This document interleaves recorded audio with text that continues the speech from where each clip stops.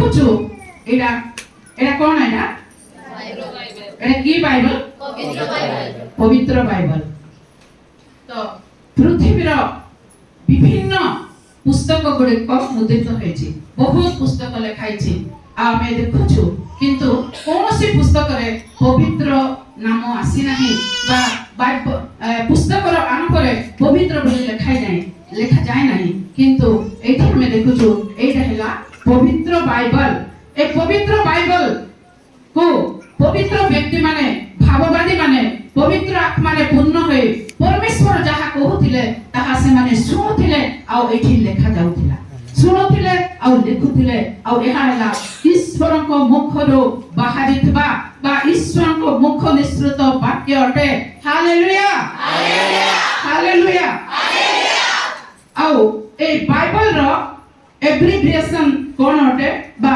সংক্ষিপ্ত রূপরেখ কোন অটে তাহা আজি ଆମେ ଦେଖିବା যে বাইবেল BIBLE বাইবেল তো তার এব্রিভিয়েশন হলা behold it brings life eternal behold it brings life eternal দেখো ଏହା ତୁମ୍ଭମାନଙ୍କ ପାଇଁ ଅନନ୍ତ ଜୀବନ ଆଣେ এই পুস্তক কি পুস্তক আর সংক্ষিপ্ত রূপরেখা ହେଲା ଦେଖ ଏହା ତୁମ୍ଭମାନଙ୍କ ନିମନ୍ତେ ଅନନ୍ତ ଜୀବନ ଆଣେ ଏରା ଅନନ୍ତ ଜୀବନ ଦେବା ପୁସ୍ତକ ଅଟେ ହାଲେଲୁୟା ଆଉ ଗୋଟେ ତାର ଏବ୍ରିଭିଏସନ ଅଛି ଯେ basic instruction before leaving the earth basic instruction before leaving the earth तो पृथ्वी छाड़ी जिबा पूर्वरु आमे माने जे सर्वोत्तम निर्देश ए बाइबल दिया जाए आमाने पृथ्वी छाड़ी जिबा पूर्वरु सबठारो उत्तम निर्देश ए बाइबल रे लिखित अछि प्रिय माने ए बाइबल आमान को कोन देछि ना गोटे सर्वोत्तम निर्देश देछि तो से निर्देश को आमे की प्रकार पालन करूछु आहुरे म जदि कहिबे तो एटा ना परमेश्वर को गोटे चिट्ठी अटे हम प्रत्येक को निमंते परमेश्वर को चिट्ठी अटे ए चिट्ठी को आज आमे केते पढुछु पृथ्वी छाड़ी जिबा पूर्वरु ए चिट्ठी को अंत आमे थरे पढिबा को पड़िबो praise the Lord hallelujah hallelujah तो परमेश्वर को हृदय कथा ए बाइबल रे लिखा जायछि जहा आम्भमान को निमंते तो आमे आको केते पाठ करूछु हम गोटे प्रश्न पचारिया को चाहे केते जन आमे सब दिन बाइबल पढुछु प्रतिदिन केते जन पढुछु बाइबल जे मो कार हाथ देखिबा को चाहू नै ऊपरे हमर परमेश्वर को सीसी कैमरा लागि छी हालेलुया परमेश्वर देखुचंती जे हमें प्रतिदिन बाइबल पढुछु कि नै जहा कि ईश्वर को चिट्ठी हम मानक पाए जहा ए पृथ्वी छाड़ी जिबा पूर्वरु परमेश्वर को सबठारो उत्तम निर्देश अछि एहा को हमें केते पाठ करछु ए पुस्तक हम मान को अनंत जीवन दिए ए पुस्तक को आज हमें केते पाठ करछु अच्छा मो गोटे प्रश्न पचारबा को चाहे आज हमें केते जन बाइबल पढ को एठा आछछु समस्त दया कर हाथ उठा प्रभु देखिबे मु देखिबे ठीक उच्च उठांतु टिके उठांतु सत कहंतु जदि पढिचंती पढि नथले मध्ये प्रभु क्षमा करिवे किंतु आमे गोटे बाइबल क्रिश्चियन का आवश्यक आ ए बाइबल रो चिट्ठी को बा परमेश्वर को ए मुख निश्चित वाक्य को आमे प्रतिदिन पढिबा को पड़िबो जदि आज आमे भूल करिछु आसंता काली फेरो से भूलाउ करिबा नाही आ मोर अभ्यास मु कहूची परमेश्वर को साक्षात रे मु जेतेबेला मोर निद भांगी जाउची संगे संगे मु आंठेबी से गडक समान कर मु सीधा आंठे पड़बे आ प्रभु को धन्यवाद देबी आ मु बाइबल न पढुनो को दिन मु आरंभ करिबी नाही मु बाइबल न पढुनो कोनोसी काम मोर आरंभ हेबो नाही सेत में प्रभु मते आज आपण मान को साक्षात रे ठिया करचंती ए सत्य कथा मु कहिबी आ आपण मान को उत्साहित करबी जोदरा आपण माने मध्य आसंता काली थारु उठो उठो दिनर आरंभ रे परमेश्वर को कथा बार्ता होंतो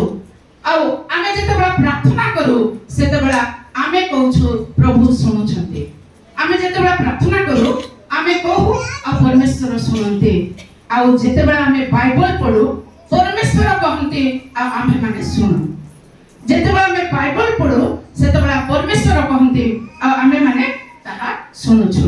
ତ ଆମର ବାଇବଲ ପଢିବା ଦ୍ୱାରା ଆମେ ପରମେଶ୍ୱରଙ୍କ ସହିତ କ'ଣ କରୁଛୁ? ଯୋଗାଯୋଗ ସ୍ଥାପନ କରୁଛୁ। ତ ରିଡିଂ ଖ୍ରୀଷ୍ଟିଆନ ଆର୍ ଗ୍ରୋଇଂ ଖ୍ରୀଷ୍ଟିଆନ। ରିଡିଂ ଖ୍ରୀଷ୍ଟିଆନ ଆର୍ ଗ୍ରୋଇଂ ଖ୍ରୀଷ୍ଟିଆନ। ପଢୁଥିବା ବ୍ୟକ୍ତି, ବାଇବଲ ପଢୁଥିବା ବ୍ୟକ୍ତିକୁ ପ୍ରଭୁ କ'ଣ କରିବେ? ଉପରକୁ ଉଠାଇବେ। ଆଉ ସେ ଉପରକୁ ଉଠିବା ବ୍ୟକ୍ତି ସେ ହେବ। ତ ଆସୁ এই ବାଇବଲ କାହିଁକି ପରମେଶ୍ୱର ଆମମାନଙ୍କୁ ଦେଇଛନ୍ତି? କାହିଁକି ଆମେ ମାନେ ବାଇବଲ ପଢିବା ଉଚିତ? ମୋ ସହିତ ଆପଣ ମାନେ ଖୋଲନ୍ତୁ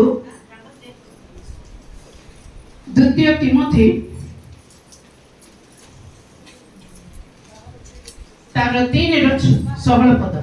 ଦ୍ୱିତୀୟ ତିମୋଥୀ 3:16 ଦୟାକରି ଯେ ଖୋଲିଛନ୍ତି ଶୀଘ୍ର ଶୀଘ୍ର ପଢି ଯାଆନ୍ତୁ। সমস্ত শাস্ত্র ঈশ্বর নিঃশ্বসিত এবং শিক্ষা অনুযোগ সংশোধন ও ধার্মিকতা সম্বন্ধীয় শাসন নিমন্তে উপকারী।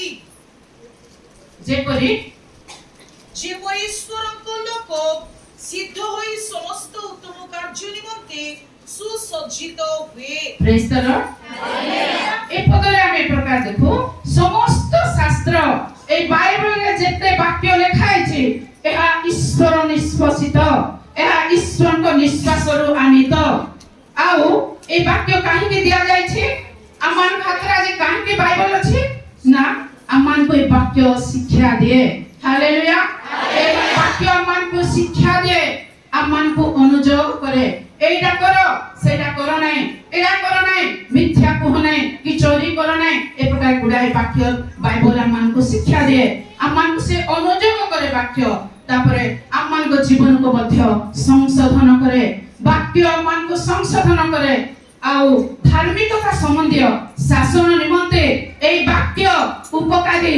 যেপরি ঈশ্বরଙ୍କ লোক সিদ্ধ হই সমস্ত উত্তম কার্য নিমন্তে সুসজ্জিত ହୁଏ।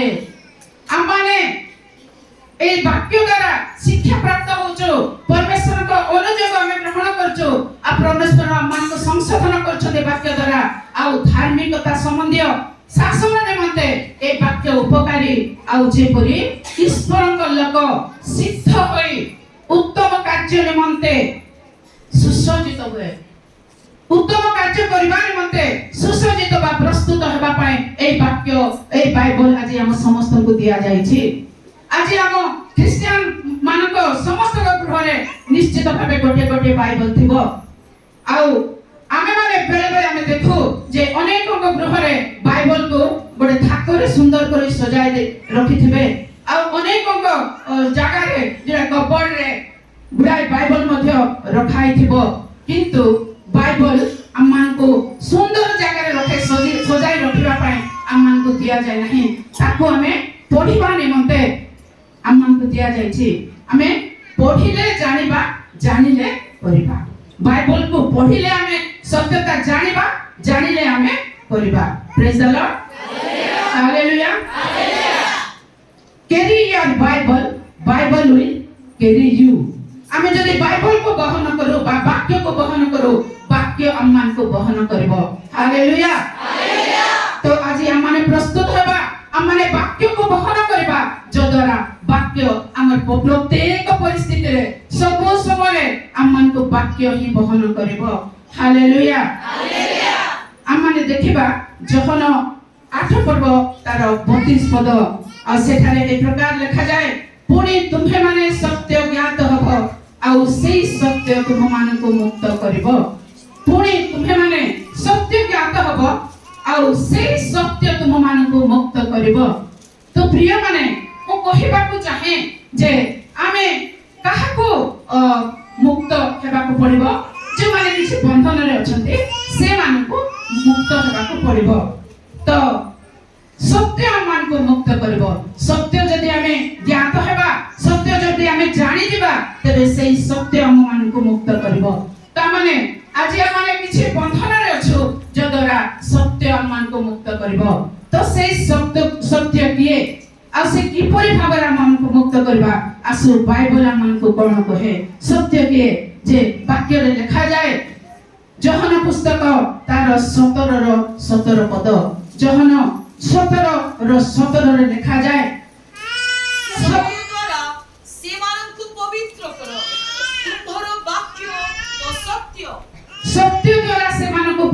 କର କାରଣ ତୁମ୍ଭର ବାକ୍ୟ ତ ସତ୍ୟ। କିଏ ସତ୍ୟ? ଈଶ୍ୱରଙ୍କ ଏ ଜୀବନ୍ତ ବାକ୍ୟ ଆମେ ଦେଖୁଛୁ ଯୋଉଟା ଧର୍ମ ପୁସ୍ତକ ବାଇବେଲ ପବିତ୍ର ପୁସ୍ତକ এই বাক্য ହିଁ ସତ୍ୟ ଆଉ এই ସତ୍ୟ ଆଜି ଆମମାନଙ୍କୁ ସମସ୍ତ ପ୍ରକାର ବନ୍ଧନରୁ ମୁକ୍ତ କରିବ। ପ୍ରେଜ୍ ଦ ଲର୍ଡ, ହାଲେଲୁୟା। ଜହନ 1 ଜାଣିଛୁ ଏ ବାକ୍ୟ କିଏ? ଆଦ୍ୟରେ ବାକ୍ୟ ଥିଲେ, ବାକ୍ୟ ଈଶ୍ୱରଙ୍କ ସହିତ ଥିଲେ, ସେହି ବାକ୍ୟ ଈଶ୍ୱର ଥିଲେ। ତ এই ବାଇବଲରେ ଲିଖିତ ବାକ୍ୟ ହେଲା ନିଜେ ଈଶ୍ୱର। ହାଲେଲୁୟା। ଆଉ ମତେ ଯେତିକି ସମୟ ଦିଆ ହେଇଛି ବୋଧେ ମୁଁ ଯାହା ମୁଁ ପ୍ରିପେୟାର କରିଛି ମତେ ସେ ସମୟ ଅଣ୍ଟିବ ନାହିଁ। ସେଥିପାଇଁ ମୁଁ ଯାହା ଲେଖି ଆଣିଛି ତାକୁ ମୁଁ ଶୀଘ୍ର ଶୀଘ୍ର ଆପଣମାନଙ୍କ ସମ୍ମୁଖରେ ରଖିବାକୁ ଚାହୁଁଛି। ତ ଦେଖିବା ଲୁକ 8:11 ପଦ କଣ କହେ ନା ବିହନ ଈଶ୍ୱରଙ୍କ ବାକ୍ୟ। ବିହନ ଈଶ୍ୱରଙ୍କ ବାକ୍ୟ ଅଟେ। ଆଉ ମୁଁ କିଛି ଡେମୋ ଦେଖାଇବା ପାଇଁ ଇଚ୍ଛା କରିଥିଲି କିନ୍ତୁ ଭୁଲ ବଶତଃ ମୁଁ କିଛି ଶସ୍ୟ ଆଣିବାକୁ ପାଶୋରି ଗଲି। ତ ମୁଁ ପିଲା ଗଲା ପରେ ସେ ଶସ୍ୟ ମୁଁ ଆଦାୟ କରିବି ଆଉ ତାହା ମୁଁ ଡେମୋ ଦେଖାଇବି ବୋଲି ଭାବିଥିଲି। ଆଉ ଶୁଖିଲା ମକା ମଞ୍ଜି ଗୋଟେ ମୁଁ କେତେଟା ଶସ୍ୟ ନେଉଛି ଆପଣମାନେ ଦୟାକରି ଧ୍ୟାନ ଦିଅନ୍ତୁ। ଶୁଖିଲା ମକା ମଞ୍ଜି, ଧାନ, ଶୁଖିଲା ଧାନ ଆଉ ଶୁଖିଲା ସୋରିଷ, ଶୁଖିଲା ଶସ୍ୟ କିଛି। ଆଉ ସେ ଶସ୍ୟରେ ଜୀବନ ଅଛି କି? ଯାହା ଶୁଖି ଯାଇଛି ସେ ଶସ୍ୟରେ କଣ ଜୀବନ?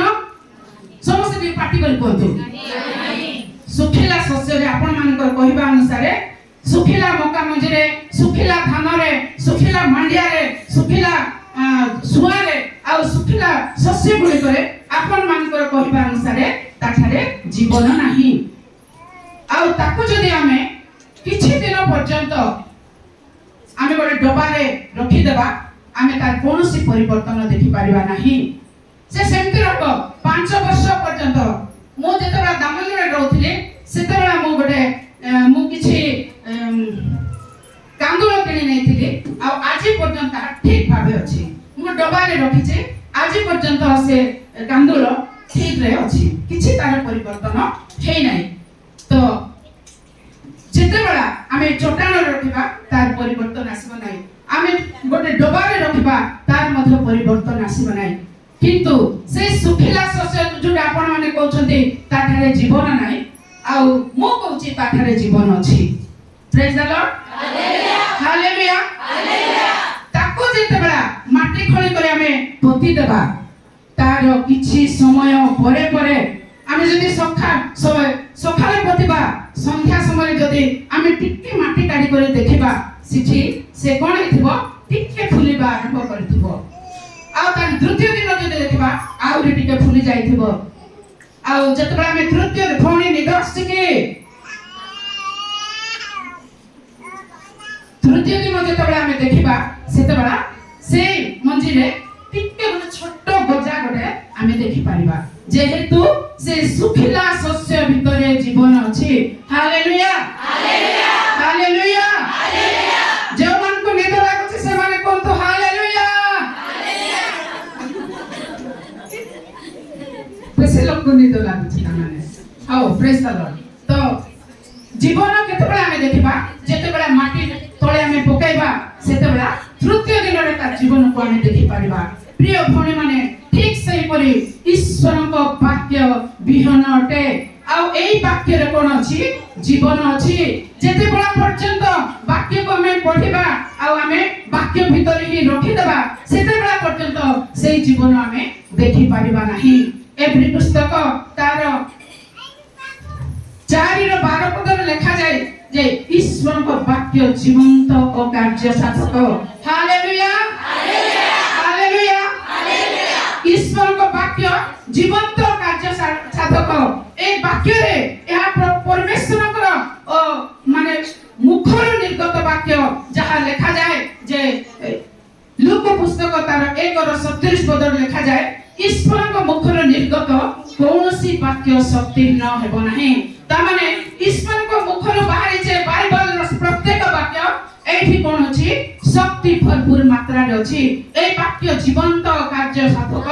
এই বাক্যরে জীবন ଅଛି যদ্যপি জীবন ଆମେ দেখি পারু নাহু ଆମେ ভাবুଛୁ ধଳা পেপরে কলা অক্ষর লেখা যাইছি এটা ধଳা পেপরে কলা অক্ষর লেখা যাইଥିବା ଗୋଟେ পুস্তক কেবল এটা ଗୋଟେ অক্ষর বলে ଆମେ ভাবুଛୁ কিন্তু প্রিয় ভাই এবং ভଉଣୀ মানে এই বাক্যର প্রত্যেক বাক্যরে এই বাইবেলର প্রত্যেক বাক্যরে কোন ଅଛି ଈଶ୍ୱରଙ୍କ ଶକ୍ତି ଅଛି ଜୀବନ ଅଛି ଆଉ এই বাক্য ମଧ୍ୟ কোন କରିବାକୁ ଆରମ୍ଭ କରିବ କାର୍ଯ୍ୟ କରିବାକୁ ଆରମ୍ଭ କରିବ ପ୍ରେଜ୍ ଦ ଲର୍ଡ ଆପଣ ମାନେ ଭାବି ପାରୁଛନ୍ତି ଯେ ବାକ୍ୟ କାର୍ଯ୍ୟ କରିବ ବୋଲି ଏ ବାକ୍ୟ ଆମ ଭାବୁଛୁ କାର୍ଯ୍ୟ କରିବ ବୋଲି ମାଟି ହାଣିବ କି କଡକି କରିବ କି ଏଟା କରିବ ସେଟା ନୁହେଁ ସେ କଣ କରିବ ଯଦି ବାକ୍ୟରେ ଲେଖା ହେଇଛି ତାହାଙ୍କ ପ୍ରହାରରେ ତୁମେ ମାନେ ସୁସ୍ଥ ହୋଇଅଛ ସେ ବାକ୍ୟ ନିତାନ୍ତ କଣ କରିବ ଆମ ଭିତରେ ଯାଇ କରି କାର୍ଯ୍ୟ କରିବ ଆମ ଶରୀର ମଧ୍ୟରେ ଯେତେ ବଡ଼ ରୋଗ ଥାଉ ନା କାହିଁକି ଈଶ୍ୱରଙ୍କ ବାକ୍ୟ ଜୀବନ୍ତ କାର୍ଯ୍ୟ ସାଧକ ସେ ବାକ୍ୟ ଯେତେବେଳେ ଆମେ ଆମର এই ହୃଦୟ ରୂପକ ଜମିରେ ପକାଇ ଦେବା ତେବେ ସେତେବେଳେ ସେ କଣ କରିବ କାର୍ଯ୍ୟ କରିବା ଆରମ୍ଭ କରିବ ପ୍ରେଜ୍ ଦ ଲର୍ଡ ହାଲେଲୁୟା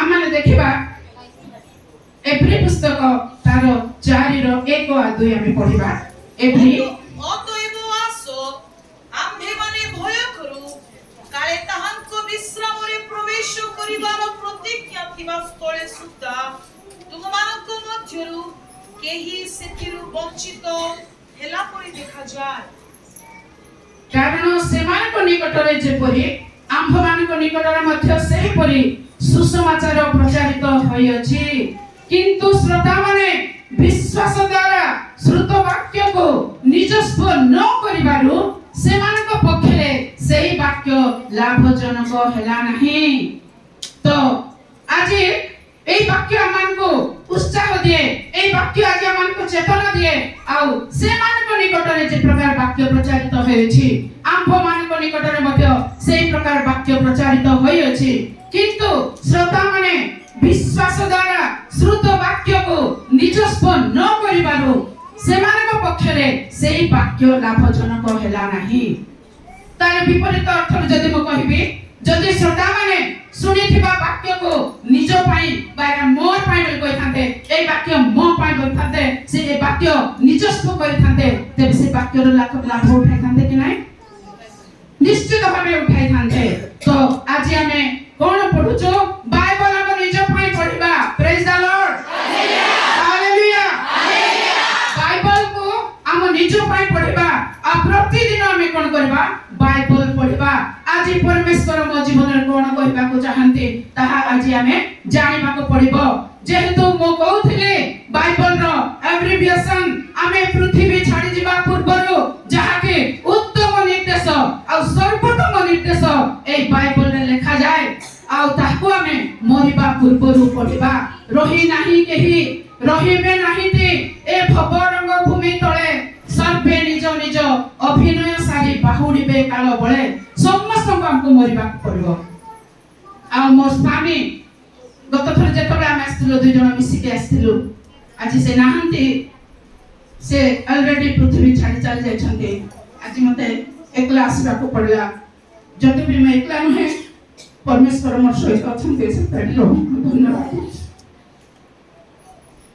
ତ ଆମ ପାଇଁ ମଧ୍ୟ ଗୋଟେ ସମୟ ଅଛି ଆଉ ପରମେଶ୍ୱରଙ୍କ ନିରୂପିତ ସମୟରେ ଆମକୁ ମଧ୍ୟ ପୃଥିବୀ ଛାଡିବାକୁ ପଡିବ ତ ମୁଁ କହିବାକୁ ଚାହେଁ ଆମେ ପୃଥିବୀ ଛାଡିବା ପୂର୍ବରୁ ଆମେ ବାଇବେଲ ପଢିବାକୁ ପଡିବ ଆଜିଠାରୁ ଆମେ ବାଇବେଲକୁ ଆରମ୍ଭ କରିବା ଆଉ ଆମେ ପ୍ରତିଦିନ ପରମେଶ୍ୱରଙ୍କ ଚିଠିକୁ ପଢିବା ଯଦି ଆମ ପୁଅ ଝିଅ ବାହାରେ ପାଠ ପଢୁଛନ୍ତି ଟିକେ ଦୂର ଦେଶରେ ଅଛନ୍ତି ଆଉ ସେମାନଙ୍କର ଯଦି ଚିଠି ଆସିବ ତେବେ ଆମେ କଣ କରୁଛୁ ଚିଠି ନ ପଢିକି ରହୁଛୁ କି ଯଦି ଆମେ ପଢି ପାରୁନୁ ଯେ ପାଠ ପଢିଛି ତା ପାଖକୁ ନେଉଛୁ ଆଉ ପୁଅ ମୋର କଣ ଲେଖିଛି କି ଝିଅର କଣ ଅସୁବିଧା ଅଛି ଚିଠିରେ ସେ କଣ ଲେଖିଛି ଆମେ ତାଠାରୁ ସ୍ପଷ୍ଟ ଭାବେ 2 ଥର ହଉ 3 ଥର ହଉ ଆମେ ପଢି ବୁଝିବାକୁ ବା ଜାଣିବାକୁ ଆମେ ଇଚ୍ଛା କରୁଛୁ ତ ପ୍ରଭୁଙ୍କର ଆଦେଶ ବା ନିର୍ଦ୍ଦେଶ ଆମ ପ୍ରତି କଣ ଅଛି ଆମେ ତାକୁ ଜାଣିବାକୁ ପଡିବ ତ ଗୋଟେ ବିଷୟ ମୁଁ କହିବାକୁ ଚାହେଁ ଯାହା ଲୁକ ପର୍ବ ଲୁକ ଲିଖିତ ସୁସମାଚାର ତାର 16 ର 19 ରୁ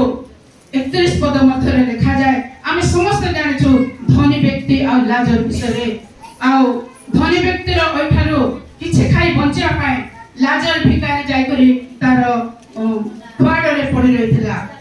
ଆଉ କାଳକ୍ରମେ ଧନୀ ବ୍ୟକ୍ତି ଲାଜର ମରିଗଲା। ଆଉ ଲାଜର ଯେତେବେଳେ ମରିଗଲା ସେ ଦୂତମାନଙ୍କ ଦ୍ୱାରା ସେ କ'ଣ କଲା ଅବ୍ରାହମଙ୍କ କୋଳକୁ ନିଆଗଲା। ଆଉ କାଳକ୍ରମେ ଧନୀ ବ୍ୟକ୍ତି ମଧ୍ୟ ମରିଗଲା। ଆଉ ଧନୀ ବ୍ୟକ୍ତି ମଲା ପରେ କ'ଣ ହେଇଛି ଆମେ ଶୁଣୁଛୁ ବାଇବଲରେ ବର୍ଣ୍ଣନା କରାଯାଇଛି ଯେ ସେ ସମାଧି ପାଇଲା। ସେ ସମାଧି ପାଇଲା। ସମାଧି କେଉଁମାନେ ପାଆନ୍ତି? ଖ୍ରୀଷ୍ଟିଆନ ମାନେ ହିଁ ସମାଧି ପ୍ରାପ୍ତ ହୁଅନ୍ତି। ଆଉ ପ୍ରଭୁଙ୍କର ଦାସ ମାନେ ପାଳକ ପାଷ୍ଟର ମାନେ କ'ଣ କରନ୍ତି ସେମାନଙ୍କୁ କବର ଦେଇଥାନ୍ତି। ସେ କବର ପାଇଲା ନିଶ୍ଚିତ ଭାବେ ତା ଘରେ ସେ ଖ୍ରୀଷ୍ଟିଆନ ବ୍ୟକ୍ତି ହେଇଥିବ ଧନୀ ବ୍ୟକ୍ତି। ଆଉ ତା ଘରେ ବାଇବଲ ମଧ୍ୟ ଥିବ। ଆଉ ଯେତେବେଳେ ସେ ମରିଗଲା ସେ କିନ୍ତୁ କୋଉଠି ଯାଇଛି? ତା ଘରେ ନିଶ୍ଚିତ ଭାବେ ଧର୍ମଶାସ୍ତ୍ର ଥିବ। ସେ ପାଷ୍ଟର ଯାଇ ତାକୁ କବର ଦେଇଛନ୍ତି କିନ୍ତୁ ସେ ମରିଗଲା ପରେ ସିଧାସଳଖ ନରକକୁଣ୍ଡକୁ ଯାଇଛି। ଆଉ ନରକକୁଣ୍ଡର ଯନ୍ତ୍ରଣା ଆରେ କଲବଲ ହଉ ହଉ ସେ ଯେତେବେଳେ ଉପରକୁ ଅନାଇଲେ ଆଉ ଉପରକୁ ଅନାଇ କରି ଦେଖିଲେ କାହାକୁ ଦେଖିଲେ ନା ଅବ୍ରାହମଙ୍କ କୋଳରେ କିଏ ବସିଛନ୍ତି? ଲାଜର, ଯିଏ ତାର ଫାଟକ ପାଖରେ ପଡ଼ି ରହିଥିଲା, ଯାହାର ଦେହରେ ପୁରା ଘା ଥିଲା, କୁକୁର ମାନେ ତାକୁ ଚାଟୁଥିଲେ, ସେଇ ବ୍ୟକ୍ତି ଏବେ କୋଉଠି ଅଛି? ସ୍ୱର୍ଗରେ ଅଛି। ଆଉ ଅବ୍ରାହମଙ୍କ କୋଳରେ ବସିଛି। ସେତେବେଳେ ସେ ନରକ ଯନ୍ତ୍ରଣାରେ କଲବଲ ହଉ ହଉ ସେ ଦେଖିଲା, କହିଲା ହେ ପିତା ଅବ୍ରାହମ, ଆଉ ମତେ ଦୟାକରି ଲାଜରକୁ ମୋ ପାଖେ ପଠାଇ ଦଉ। ମୁଁ ଏଠି ବହୁତ ଯନ୍ତ୍ରଣାରେ କଲବଲ ହଉଛି। ତାର ଅଙ୍ଗୁଳିର ଟିପ ଫୁଟାଅ ଆଉ ଆଣିକରି କ'ଣ କରୁ ମୋ ଜୀବକୁ ଥଣ୍ଡା କରୁ। ମାନେ ନରକର ଯନ୍ତ୍ରଣା କି ପ୍ରକାର ଥିଲା ଏହା ଆମମାନଙ୍କୁ ସେ ପଦପର୍ବରୁ ଆମେ ଜାଣିପାରୁଛୁ। ସେତେବେଳେ ଅବ୍ରାହମ କହିଲେ ପୁଅରେ ତୁ ଯେତେବେଳେ ପୃଥିବୀରେ ଥିଲୁ ସେତେବେଳେ ଆରାମ କା ଜିନ୍ଦଗି ଜିଉଥିଲୁ, ତୁ ଆରାମ ସେ ଥିଲୁ। କିନ୍ତୁ ଏ କ'ଣ କରିଥିଲା? ଦୁଃଖ କଷ୍ଟରେ ପଡ଼ିଥିଲା। ଖାଇବା ପାଇଁ ମଧ୍ୟ ସେ ପାଉନଥିଲା। ଆହୁରି ମଧ୍ୟ ତ ଆମର ମଧ୍ୟରେ ତୁମ ଆମ ମଧ୍ୟରେ ଗୋଟେ ବ୍ୟବଧାନ ଅଛି। ଏଇଠି ଲୋକ ସେଇଠି ଯାଇପାରିବ ନାହିଁ କି ସେଇଠି ଲୋକ ଆଉ ଏଇଠି ଆସିପାରିବ ନାହିଁ।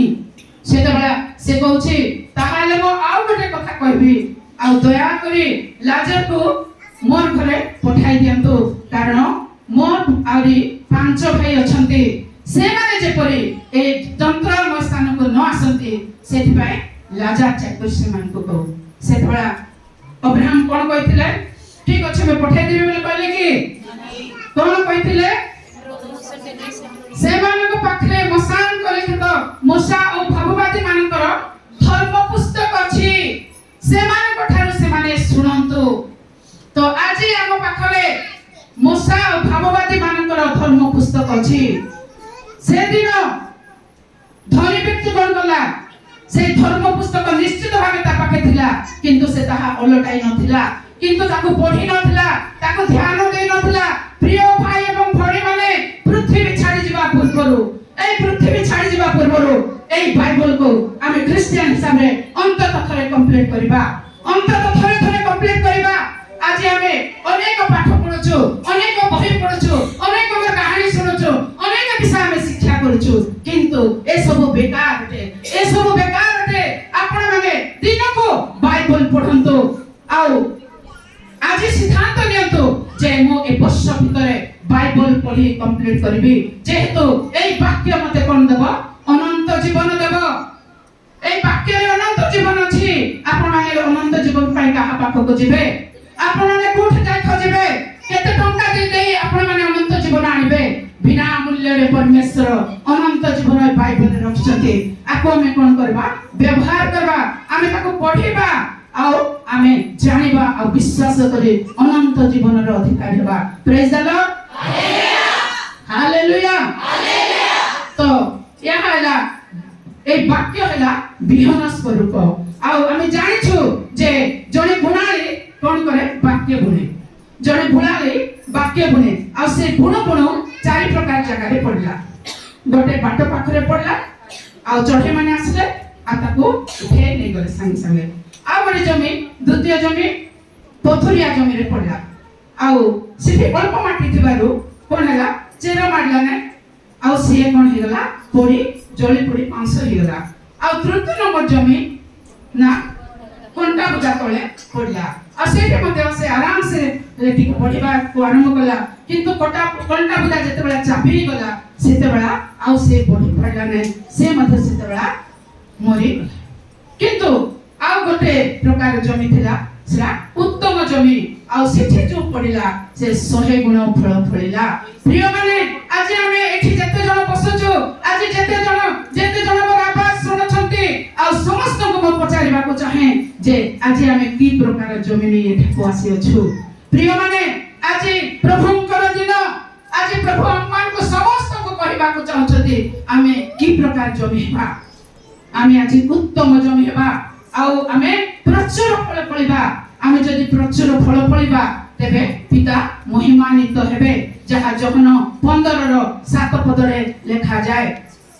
ତ ଏଠି ଆମେ ଦେଖୁ ଯେ ବାକ୍ୟ ଅଗ୍ନି ସ୍ୱରୂପ ଯାହା ଲେଖାଯାଇଛି ଯେରେମିୟା 23:29 ପଦରେ ଲେଖାଯାଏ ବାକ୍ୟ ଅଗ୍ନି ସ୍ୱରୂପ ଓ ପାଷାଣ ଖଣ୍ଡ ବିଖଣ୍ଡକାରୀ ହାତୁଡ଼ି ସଦୃଶ୍ୟ।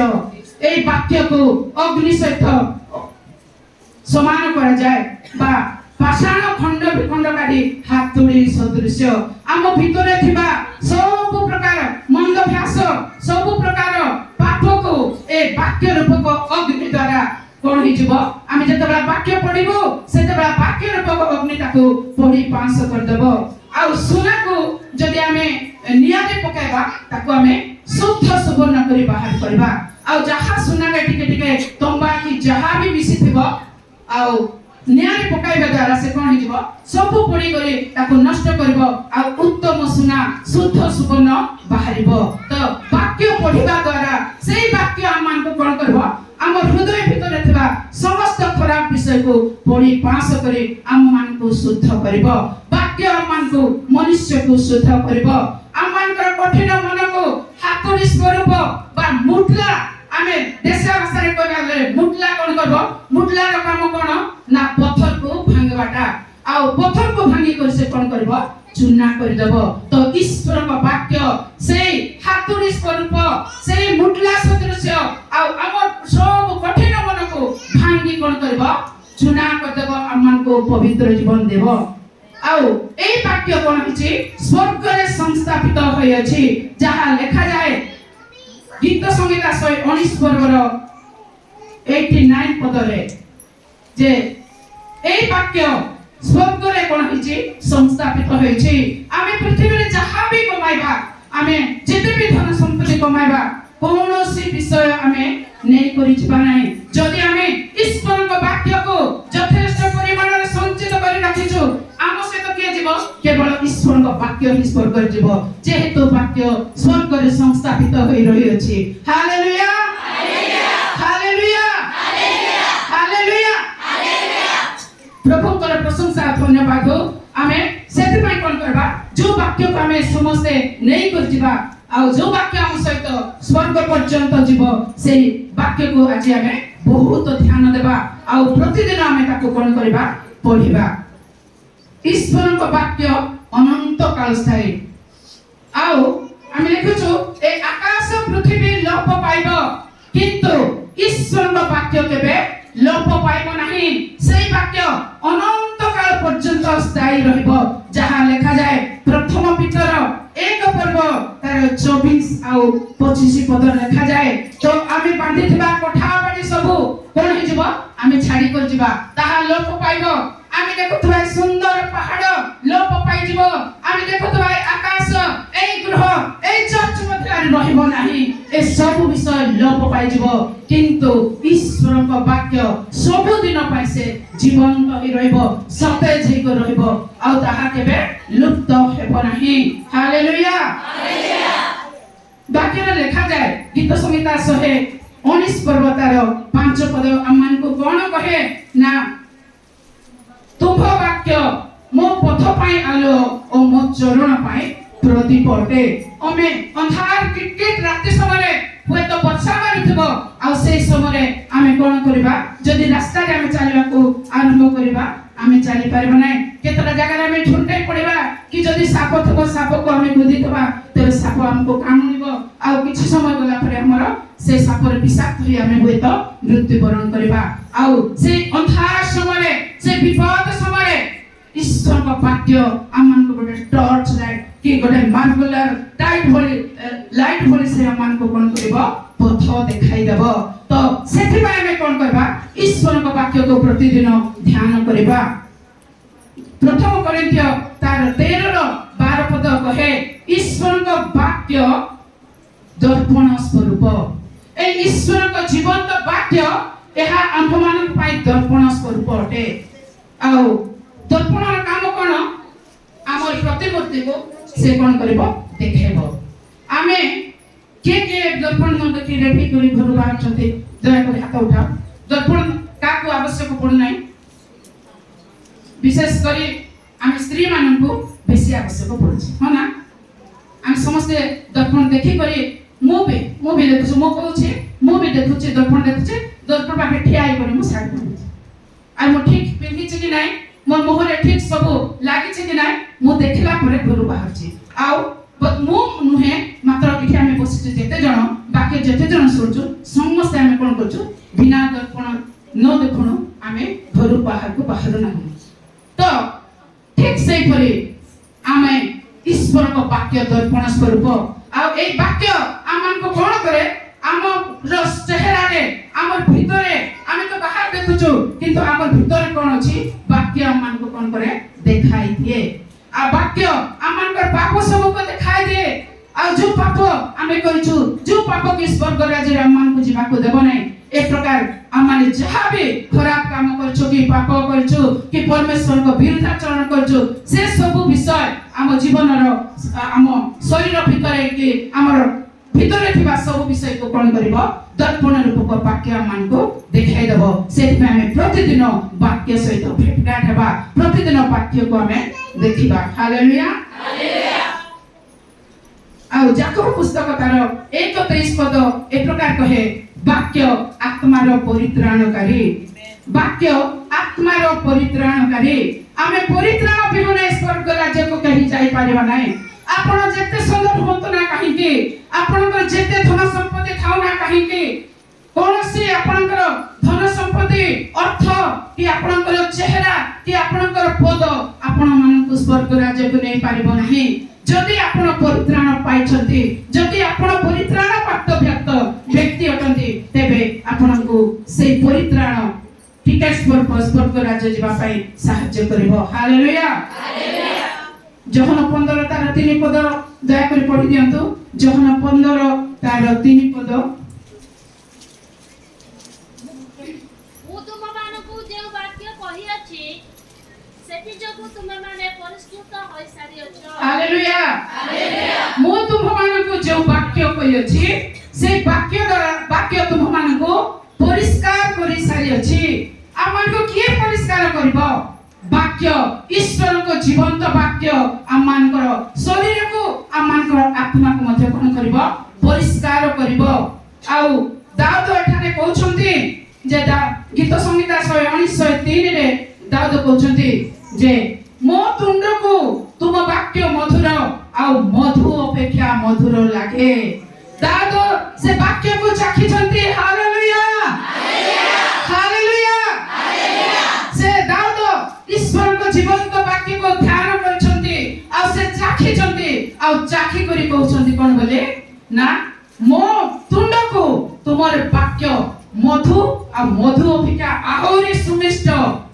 पृथ्वीर समस्त मिठा ठारू महु सबुठारू मिठा। आउ दाऊद कहउछंती से महु ठारू मध्ये अधिक मिठा ईश्वर को वाक्य। Hallelujah hallelujah. चाखिले लाखी रहे तही मन नाही तृप्त। यीशु नाम की मधुर, यीशु वाक्य की मधुर। चाखिले जेकी लाखी रहउची आउ हमर मन तृप्त हेबो नाही। जदि हमें बाइबल पढिबा को आरंभ करिबा आउ मो मोर जीवन काल रे 2 थर बाइबल कंप्लीट करिछि। जदि भी सब वाक्य पद पद मोर मने नाही किंतु मो पढि जाईछि 2 थर मो कंप्लीट करिबारे प्रभु मते सहाय्य करछंती। आ मो प्रतिदिन वाक्य पढे से प्रभु मते नवा बल दोछंती आ मो नूतनीकृत होछंती।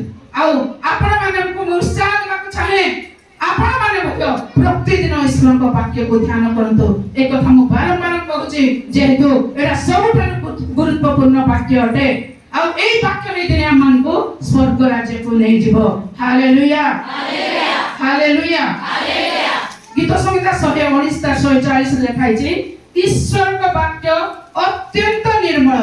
सेठी कोन ବିଷୟ ମିଶି ନାହିଁ ସେ ଶୁଦ୍ଧ ଆଉ ନିର୍ମଳ ବାକ୍ୟ ଈଶ୍ୱରଙ୍କ ବାକ୍ୟ ଅଟେ ବାକ୍ୟ କଣ କରେ ନା ଆମମାନଙ୍କର ପଥ ପରିଷ୍କାର କରେ ଯାହା ଲେଖାଯାଏ ଗୀତ ସଂହିତା 119:9 ଆଉ ମୁଁ ଯେ ପ୍ରକାରେ ପାପ ନ କରେ ମୁଁ ଯେପରି ପାପ ନ କରେ ଏଥିପାଇଁ ତୁମରି ବାକ୍ୟକୁ ମୋ ହୃଦୟରେ ମୁଁ ସଞ୍ଚିତ କରି ରଖିଅଛି ବୋଲି ଦାଉଦ ଲେଖନ୍ତି ତ এই ବାକ୍ୟ ପାପ କରିବାକୁ ଦେବ ନାହିଁ ଯଦି ଆମ ଭିତରେ ବାକ୍ୟ ଅଛି ବାକ୍ୟ ଆମକୁ କେବେ ପାପ କରିବାକୁ ଦେବ ନାହିଁ ଆଉ ପାପ ବାକ୍ୟ ପଢିବାକୁ ଦେବ ନାହିଁ ହାଲେଲୁୟା ହାଲେଲୁୟା ବାକ୍ୟ ଭଲସେ ଶୁଣନ୍ତୁ ବାକ୍ୟ ପାପ କରିବାକୁ ଦେବ ନାହିଁ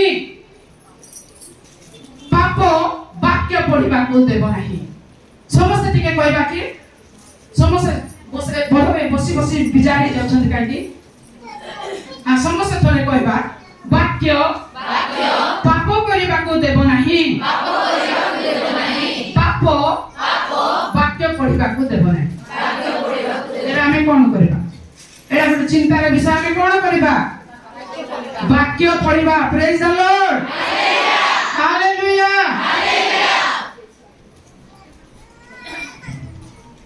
বাক্য সাবুন ও সরা পরি জিরিম 2:22 পদরে লেখা যায় এই বাক্য সাবুন ও সরা পরি সে কোন করব আমানকৰ ময়লা শরীরকু আমানকৰ ময়লা হৃদয়কু বাক্য কোন করব ধৌত কৰি পরিষ্কার করব আমি মুখরে কি হাতরে গড়লে কাদো কি কোন লাগলে কোন করছো বার বার যাইকে সাবুন রে ধৌছো আমি আজকালি ফেস ওয়াশ সমস্তে यूज करछु आमानकर सब दाग को लिफाया पाई सब मैला पोछि देबा पाई वाक्य आमानकर भीतर थिबा सब मैला को रु परिष्कार करे आ साबुन आ सरा परे ईश्वर को वाक्य आहुर मध्य आमे सुनिबा ना गीत संहिता 107 तार 20 पदरे लिखा जाय वाक्य हमर मेडिसिन अठे हालेलुया हालेलुया ईश्वर को वाक्य हमर बडे अटे औषध अटे आमे जते बडा कोनसी रोग जरो हमकु हुए सेते बडा में कोन करबा ईश्वर को वाक्य को हमें भजन करबा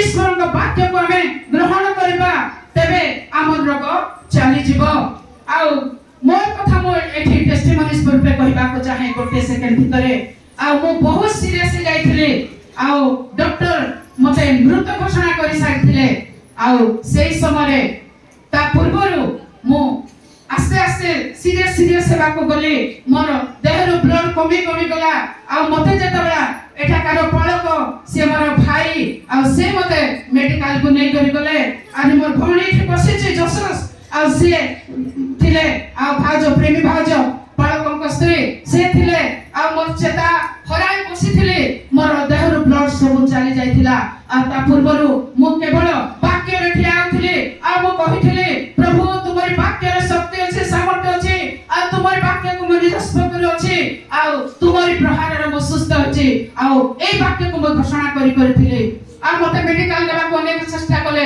मु कहली वाक्य रे सुस्तता चाहूची आ वाक्य मते निश्चय सुस्त करिवो तो भौणी माने साक्षी स्वरूप अछंती आ जते बेला मते मेडिकल नै गले मु तो जानि नै मात्र सेमान को पाठर सुनि आज मु साक्ष्य दउची जे मु संपूर्ण मरि जाइथिली आ से तो मरि गलानी बोली करे डॉक्टर डिक्लेयर करथिला किंतु प्रभु को अनुग्रह मु से वाक्य मु जो वाक्य रे विश्वास करथिली मु विश्वास करे आ मु कथा कहिले जे विश्वास रूपक दान प्रभु मते देइछंती आ आगु जे समय मते मते देइथिले आ से विश्वास आज मते जीवित करछि hallelujah hallelujah praise the Lord वाक्य मानकु से अपना वाक्य पठाई सुस्त करन्ते प्रकृत रे वाक्य गोटे मेडिसिन अटे आ ए वाक्य केतबेला से पठान्ते ए वाक्य शीघ्र दौड़ई जहा लिखा जाए गीत संहिता 149 रो 15 पद 149 पद पर्वर 15 पद रे लिखा जाए वाक्य अति शीघ्र दौड़ई गोटे पेशेंट सीरियस पेशेंट को जदी हमें डॉक्टर पाखे नबा सेतबेला डॉक्टर आसु विलंब हेले पेशेंट मरि जिवो किंतु एई वाक्य अति शीघ्र दौड़ई जदी हुए जदी अमेरिका रे जन को सीरियस लोक अछि आउ आमे प्रार्थना करछु सेतबेला वाक्य फटाफट सिखे जीवो आउ से व्यक्ति को काम करिवो आ आमे माथ्यू 8:8 पद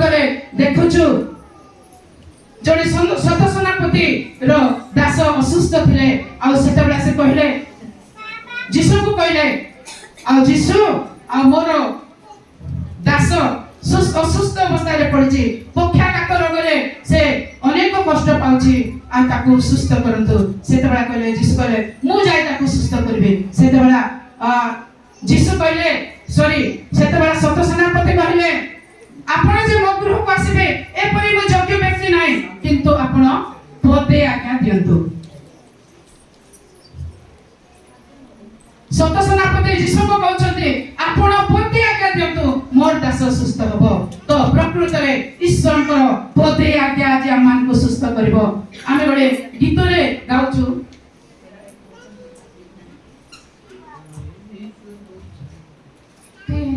तेरा एक वचन है काफी, तेरा एक वचन है काफी, हालात बदल जाएंगे।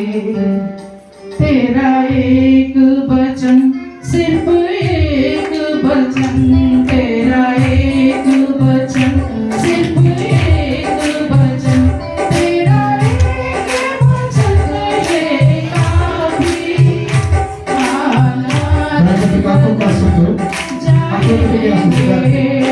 तेरा एक वचन, सिर्फ एक वचन, तेरा एक वचन, सिर्फ एक वचन, तेरा एक वचन काफी, मेरा हाल सुधर जाएंगे।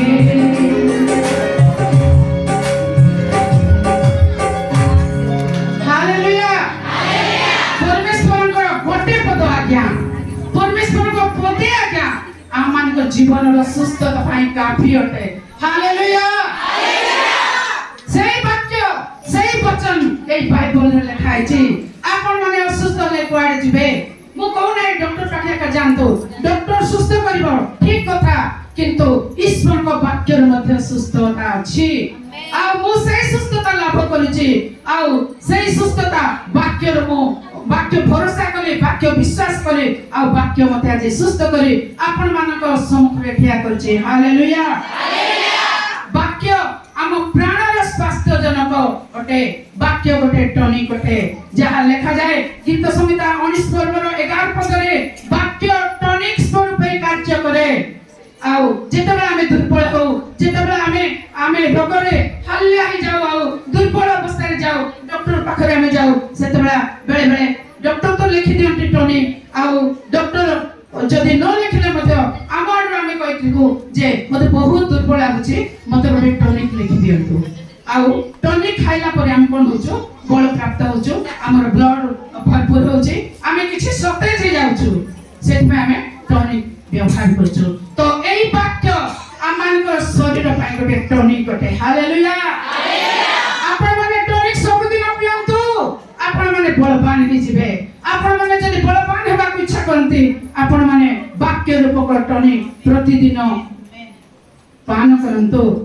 ଆଉ ଆମେ ଯିଶାୟା 55 ତାର 10 ଆଉ 11 ପଦ ଯଦି ପଢିବା, ସେଠାରେ ଏ ପ୍ରକାର ଲେଖାଯାଏ, ଯେପରି ଆକାଶରୁ ହିମ ବାଷ୍ପ ତଳକୁ ଆସେ, ତାହା ଉପରକୁ ଫେରି ଯାଏ ନାହିଁ, ଭୂମିକୁ ସନ୍ତାନ କରେ ଆଉ ଖାଦ୍ୟ ଯୋଗାଏ। ଚାଷୀ କଣ କରେ? ଚାଷ କରେ ଆଉ ତାହା ଖାଦ୍ୟ ଯୋଗାଏ।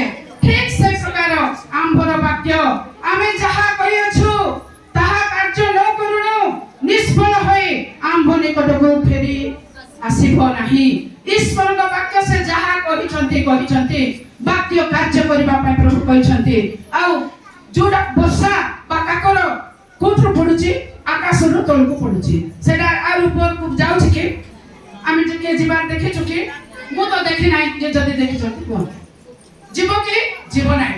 ଠିକ ସେଇ ପ୍ରକାର ଈଶ୍ୱରଙ୍କ ମୁଖରୁ ଯାହା ବାହାରିଛି ତାହା କାର୍ଯ୍ୟ ନ କରୁଣୁ ନିଷ୍ଫଳ ହୋଇ ତାଙ୍କ ନିକଟକୁ ଫେରି ଯିବ ନାହିଁ। ସେଇ ପ୍ରକାର ବାକ୍ୟ ଆଜି ପ୍ରଭୁ ଆମମାନଙ୍କର ହାତରେ ଦେଇଛନ୍ତି। ତ ବାକ୍ୟ ଆମ ପ୍ରତି ଶୁଣା ଯାଇଥିବା ବାକ୍ୟ ପ୍ରତି ଅଧିକ ମନୋଯୋଗୀ ହେବା, ଯାହା ଲେଖାଯାଏ ଏଭ୍ରି ପୁସ୍ତକ ତାର 2 ର 1 ଆଉ 2 ପଦରେ ଲେଖାଯାଏ ଶୁଣା ଯାଇଥିବା ବାକ୍ୟ ପ୍ରତି ଅଧିକ ମନୋଯୋଗୀ ହେବା। ଯଦି ଆମେ ବାକ୍ୟରେ ମନୋଯୋଗୀ ନ ହେବା ତେବେ ଲକ୍ଷ୍ୟ ଭ୍ରଷ୍ଟ ହେଇଯିବା। ଲକ୍ଷ୍ୟ ଭ୍ରଷ୍ଟ ଅର୍ଥାତ୍ ପଥ ଆମେ ବିଗିଡ଼ି ଯିବ, ଆମେ ବାଟ ବଣା ହେଇଯିବା। ଯଦି ବାଟ ବଣା ହେଇଯିବା, ଆମେ ଜୟପୁର ଯିବାକୁ ଇଚ୍ଛା କରି ଆମେ ଯଦି ବାଟରେ ଯାଇ ବାଟ ବଣା ହେଇଯିବା ତେବେ ଆମେ ଜୟପୁର ଯାଇପାରିବା କି? କୋଉଠି ଯିବା? କୋଉଠି ବାଟ ବଣା ହେଇଥିବ, ବାଟ ତ ବଣା ହେଇଛି, କୋଉଠି ହେଲେ ବାଟ ବଣା ହେଇକି ରହିଯିବ। ତେବେ ଆଜି ବାଟ ବଣା ନ ହେବା ପାଇଁ ଈଶ୍ୱରଙ୍କ ବାକ୍ୟ ଆମକୁ କ'ଣ କରେ ନା ଆମକୁ ସୁଯୋଗ ଦିଏ, ସାହାଯ୍ୟ କରେ ଯେ ଆମ ଲକ୍ଷ୍ୟ ଭ୍ରଷ୍ଟ ନ ହେବା ପାଇଁ ଈଶ୍ୱରଙ୍କ ବାକ୍ୟ ଯୋଉଟା ଆମେ ଆଜି ଶୁଣୁଛୁ, ଏଇ ଶୁଣିଥିବା ବାକ୍ୟରେ ଆଜି ଏଇ ସମୟରୁ ଆମେ ଅଧିକ ମନୋଯୋଗୀ ହେବା। ତାପରେ ବାକ୍ୟରେ କ'ଣ ଅଛି? ମହାପରିତ୍ରାଣ ଅଛି। এই ଈଶ୍ୱରଙ୍କ ଜୀବନ୍ତ ବାକ୍ୟରେ ପ୍ରିୟ ଭଉଣୀମାନେ, ଶୁଣୁଥିବା ଭାଇମାନେ, ସମସ୍ତଙ୍କୁ ମୁଁ କହିବାକୁ ଚାହେଁ এই ବାଇବଲରେ ମହାପରିତ୍ରାଣ ପ୍ରଭୁ ଆମମାନଙ୍କ ପାଇଁ ରଖିଛନ୍ତି। ଆଉ এই ମହାପରିତ୍ରାଣକୁ ଯଦି ଅବହେଳା କରିବା ତେବେ ଆମେମାନେ କିପରି ରକ୍ଷା ପାଇବା? ଆମମାନଙ୍କର କିଏ ଅଛି କି ରକ୍ଷା କରିବା ପାଇଁ? ଆମର ଭାଇ ମିନିଷ୍ଟ୍ର ହେଲେ ମଧ୍ୟ ଆମକୁ ସେ ରକ୍ଷା କରିପାରିବ ନାହିଁ।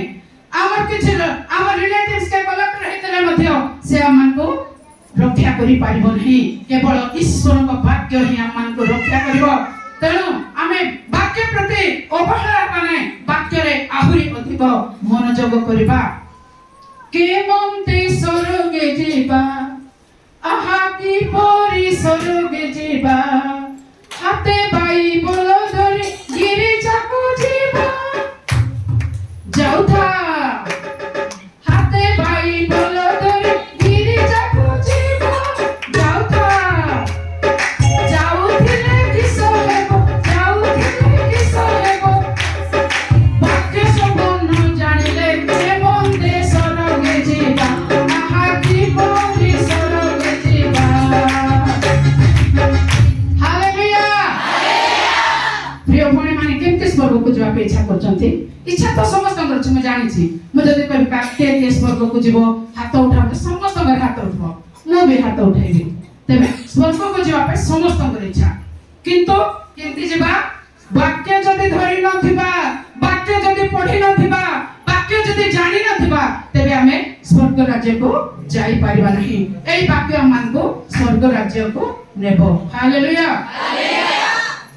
ଏଠି ଯୁବାମାନେ ବି ଅଛନ୍ତି କି ଆଜି ଈଶ୍ୱରଙ୍କ ବାକ୍ୟ ଯୁବକମାନଙ୍କୁ କହେ ଯୁବାମାନେ ବଳବାନ। ହାଲେଲୁୟା। ଯୁବାମାନେ ବଳବାନ, କାରଣ ତୁମ୍ଭଠାରେ ଈଶ୍ୱରଙ୍କ ବାକ୍ୟ ଅଛି। ଯୋହନ ପ୍ରଥମ ଯୋହନ ତାର 2 ପର୍ବର 14 ପଦ କହେ।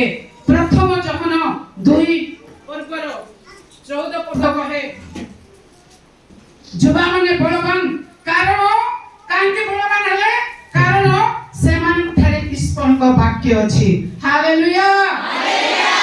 ଆଜି ଯଦି ଆପଣମାନଙ୍କଠାରେ ଈଶ୍ୱରଙ୍କ ବାକ୍ୟ ଅଛି, ଆପଣମାନେ ମଧ୍ୟ ବଳବାନ ଅଛନ୍ତି। ହାଲେଲୁୟା।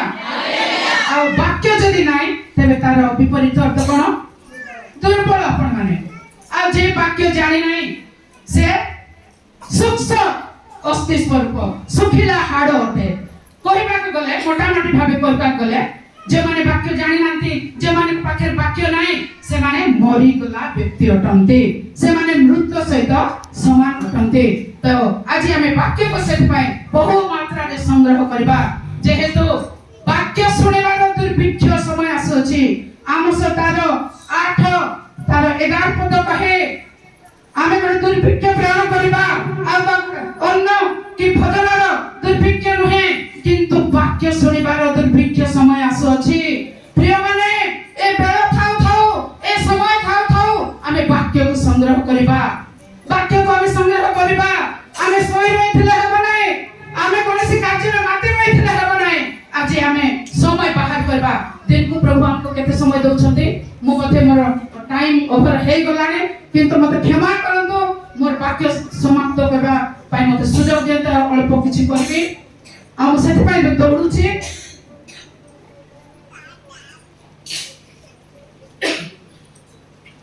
ତ ବାକ୍ୟ ଶୁଣିବାର ଦୁର୍ଭିକ୍ଷ ସମୟ ଆସୁଛି। ଦିନକୁ ଆମକୁ ପ୍ରଭୁ କେତେ ସମୟ ଦଉଛନ୍ତି? କେତେ ସମୟ ଦଉଛନ୍ତି? 24 ଘଣ୍ଟା। ଦିନରେ 12 ଘଣ୍ଟା ଆଉ ରାତିରେ 12 ଘଣ୍ଟା, 24 ଘଣ୍ଟା ଦଉଛନ୍ତି। ପ୍ରିୟମାନେ, ନିଜକୁ ନିଜେ ପଚାରବା এই 24 ঘন্টা প্রভু हमको দଉଛନ୍ତି ଆମେ କେତେ ସମୟ ପ୍ରଭୁଙ୍କୁ ଦଉଛୁ କେତେ ସମୟ ଆମେ ବାକ୍ୟ ପଢୁଛୁ କେତେ ସମୟ ଆମେ ପ୍ରାର୍ଥନା କରୁଛୁ ବାକ୍ୟ ପ୍ରାର୍ଥନା ସହିତ ପ୍ରଭୁଙ୍କ ସହିତ ଆମେ ସଂଯୁକ୍ତ ହଉଛୁ ତ କେତେ ସମୟ ପରମେଶ୍ୱରଙ୍କ ସହିତ ଆମେ ଭେଟଘାଟ ହଉଛି ଯଦି ଆମର ସମୟ କମି ଯାଉଛି ପ୍ରିୟ ମାନେ ଆଜି ଆମେ ସିଦ୍ଧାନ୍ତ ନେବା ମୁଁ ମଧ୍ୟ ପ୍ରଭୁ ଦେଇଥିବା ସମୟରୁ କିଛି ସମୟ ପ୍ରଭୁଙ୍କ ସହିତ ମିଳିତ ହେବି କିଛି ସମୟ ମୁଁ ପ୍ରଭୁଙ୍କୁ ଦେବି ବୋଲି ଆଉ ବାଇବଲ ପଢିବାର ଆଶୀର୍ବାଦ କ'ଣ ତାହା ମୁଁ ପଢି ଦଉଛି ଆପଣ ମାନେ ଟିକେ ଶୁଣି ନିଅନ୍ତୁ ବାଇବଲ ପଢିଲେ ଆମର କ'ଣ ଆଶୀର୍ବାଦ ମିଳେ ଗୀତ ସଂହିତା 119:11 କହେ ବାକ୍ୟ ହୃଦୟରେ ସଞ୍ଚିତ କରିବା ଦ୍ୱାରା ପାପ କରି ହୁଏ ନାହିଁ ଅର୍ଥାତ୍ ପାପରୁ ଆମମାନଙ୍କୁ ବାକ୍ୟ ଦୂରରେ ରଖେ ଯହନ 8:32 ଯେ ଯାହା ଆମେ ପଢିଲୁ ସତ୍ୟ ତୁମମାନଙ୍କୁ ମୁକ୍ତ କରିବ ଅର୍ଥାତ୍ ବାକ୍ୟ ସମସ୍ତ ବନ୍ଧନରୁ ଆମମାନଙ୍କୁ ମୁକ୍ତ କରେ ବାକ୍ୟ ପଢିବାର এই ସବୁ ଆଶୀର୍ବାଦ ରହିଛି ରୋମିଓ 10:17 ପଦ କହେ ବିଶ୍ୱାସ ଶ୍ରବଣ ଈଶ୍ୱରଙ୍କ ବାକ୍ୟରୁ ଜାତ ହୁଏ ଯଦି ଆମେ ନ ଶୁଣିବା ଆମେ କିଛି ଜାଣି ପାରିବା ନାହିଁ ତ ବାକ୍ୟ ଆମମାନଙ୍କୁ ବିଶ୍ୱାସ ଜନ୍ମାଏ वचन ही ओजन बढ़ाए हालेलुया ईश्वरଙ୍କ वचन ही ଆମଙ୍କର ଓଜନ ବଢାଏ ପ୍ରେଜ द लॉर्ड ବାକ୍ୟ ନିର୍ବୋଧକୁ ବଧ ଦିଏ ବାକ୍ୟ ଆମକୁ ସୁସ୍ଥ କରେ ଆଉ ବିନାଶରୁ ମଧ୍ୟ ମୁକ୍ତ କରେ ଆଉ ଦ୍ୱିତୀୟ ବିବରଣୀ 31:10-13 ମଧ୍ୟରେ ଲେଖା ଯାଏ ବାକ୍ୟକୁ ସମସ୍ତଙ୍କର ଗୃହ ଦ୍ୱାରରେ ଚୌକାଠରେ ଲେଖିବା ଆଉ ଆସନ୍ତା ପିଢ଼ି ପାଇଁ ଆମମାନଙ୍କର ପୁଅ ଝିଅ ପାଇଁ ଆମେ କ'ଣ କରିବା ବାକ୍ୟକୁ ଆମେ ଲେଖି ରଖିବା ସେଇ ବାକ୍ୟ ସେମାନଙ୍କୁ ଜୀବନ ପ୍ରଦାନ କରିବ ଆଉ ବାକ୍ୟ ପ୍ରାଣର ସ୍ୱାସ୍ଥ୍ୟ ଅଟେ ହାଲେଲୁୟା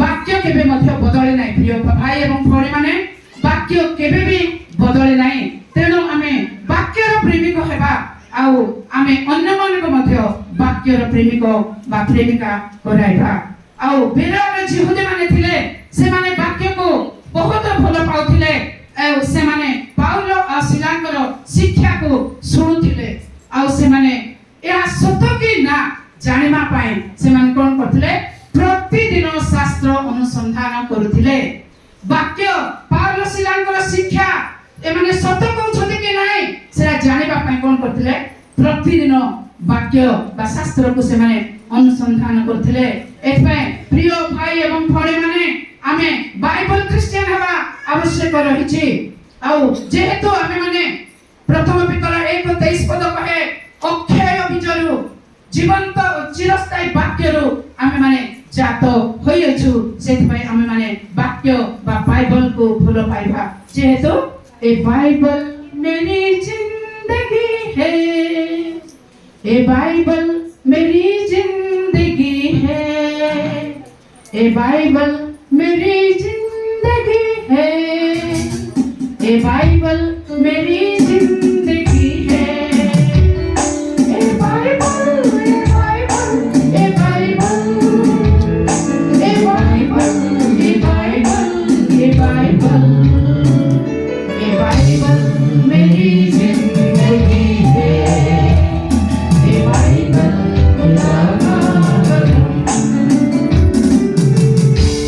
प्रकृतरे वाक्य हमको सतेज करे गीत संहिता 119:50 कहे दुख समय रे एहाई मोर सांत्वना कारण तुमर वाक्य मते सतेज करछि आ दाऊद कहउछंती हजार हजार सुना और रूप अपेक्षा तुम मुखर व्यवस्था बा तुमर मुखर वाक्य मो प्रति उत्तम अटे प्रभु वाक्य द्वारा हम जीवन रे सफलता आनंती आ वाक्य समस्त निमंते शुद्ध सुवर्ण ठारू वांछनीय अटे तो आज आमाने प्रार्थना आधारित वाक्य बा वाक्य आधारित प्रार्थना करबा आ प्रभु कथारे समर्पित होबा प्रिय माने ए स्थान छाड़ी जिबा पूर्वरु आज आमाने सुनिथिबा वाक्य को अधिक मनोयोगी हेबा पाए आसु हमें किछि समय गोटे मिनिट कोने भी आ समस्त दया करे ठिया हिबा समस्त हम जेते जण मनोब जाउछि समस्त निज निज स्थान रे ठिया हिबा हमें परमेश्वर ठाकुर सिद्धांत लेबा आज हम जहां वाक्य सुनियो ए पृथ्वी छाड़ी जिबा पूर्वरु हमें से वाक्य को ध्यान କରିବା ନିମନ୍ତେ ସମସ୍ତେ ଆମେ ଚକ୍ଷୁ ବନ୍ଦ କରିବା ଏହା ନିଜେ ନିଜେ ସମସ୍ତେ କହିବା।